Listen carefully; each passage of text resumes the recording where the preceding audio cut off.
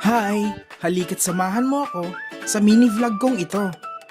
A day in my life as a field study student.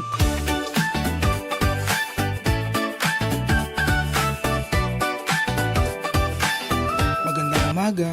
Ngayon nga po pala'y nagbabalik tayo sa aking vlog. Ikatlong linggo na ngayon ng aming field study. Pagkatapos kong bumiyahe ng Suabe at Banayad, nandito na agad ako sa Estancia Central Elementary School.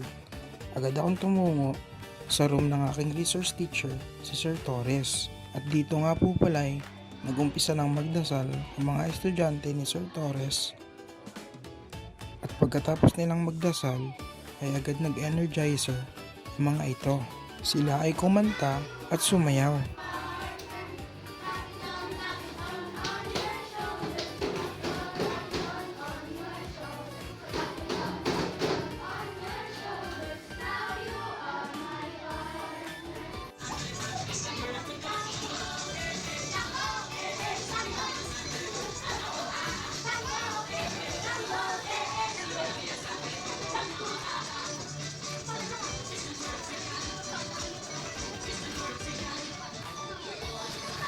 Pagkatapos ng kanilang energizer, agad na tumungo sa pagkuha ng attendance si Sir Torres. Pagkatapos nito, agad naman silang tumungo sa leksyon sa GMRC.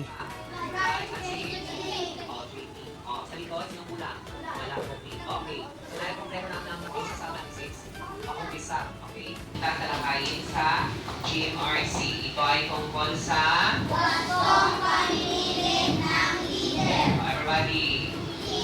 Pagkatapos ng kanilang leksyon sa GMRC, ay agad silang tumungo sa kanilang leksyon sa Filipino. Ang mga estudyante ay mabuting nakikinig at aktibo ang kanilang partisipasyon sa kanilang leksyon. Tumataas sila ng kamay kung gusto nilang sumagot sa mga tanong. Number 3, kung handa na ang mga gamit, handa na ang ingredients, ano ang gagawin? Tapos mga yung susunod, siling pa, dalawang kubas sa sandwich, o ang gagawin ng sandwich, may ingredients na, may kagalitan na anong susunod na pa. Third step. Ang gagawin. Tapos mga yun. O, yes, Andy. O, very good. Laka kasi Andy. So, anong tinapay? Ano ba? Anong gagawin sa tinapay? Pagkilid sa na. O, ano na to? Tatlong hakbang. Ika-apat na hakbang. Kaya hati mo lang tinapay. Ano na yung puso mo? O, yes. O, lagyan ito ng palaman. O. Kapag lagyan na ng mga palaman, anong lalagay? O, ibig ka?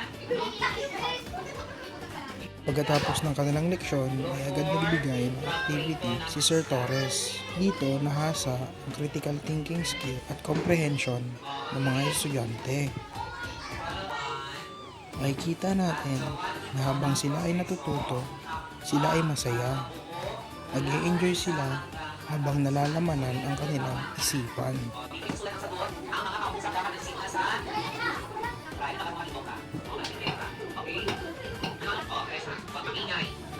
Huwag magingay, magtulungan, ano pa?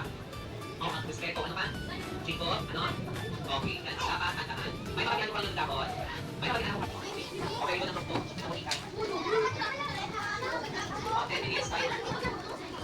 Okay na po, 10 minutes.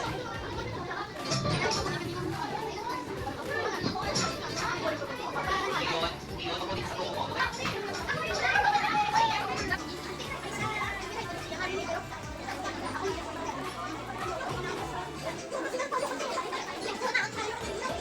Lahat. Ito po ang aming gawa sa group food. Sa aming hakbang ay paglalaba. Una, lagyan ng tubig at sabon ang damit. Dalawa, ilagay sa washing machine. Ikatlo, kuhanin ang damit. Kaapat, lagyan ng hangin. Ikalima, isampay sa labas. Ito si Arya Teresa Dilaw. Ang reporter ng group food. Okay, dapat na.